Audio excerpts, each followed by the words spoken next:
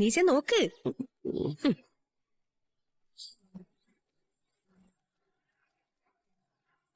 അമ്മ എന്തൊക്കെയാ ഈ പറയുന്നത്? ഞാൻ പറഞ്ഞതിൽ വല്ല കുഴപ്പമുണ്ടോ?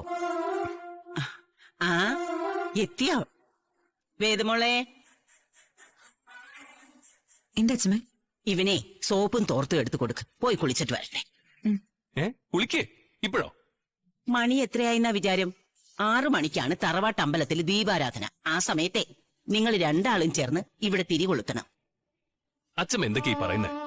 നിന്നേക്കാൾ വിവരമുള്ള നിന്റെ അച്ഛനെ വരെ ഞാൻ ഇത് പറഞ്ഞു ബോധ്യപ്പെടുത്തി. പിന്നെയാണോ നീ? പോയി കുളിച്ചിട്ട് വാടാ.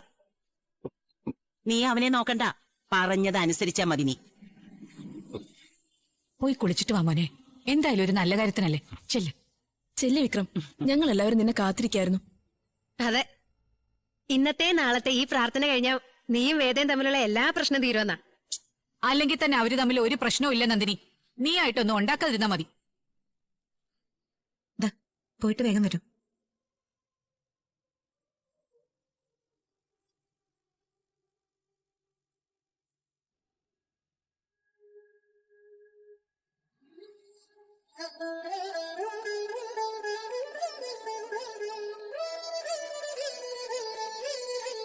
നോക്കി നിൽക്കാതെ വേദയുടെ അടുത്ത് വന്ന് രണ്ടുപേരും ചേർന്ന് തിരി കൊളുത്ത്.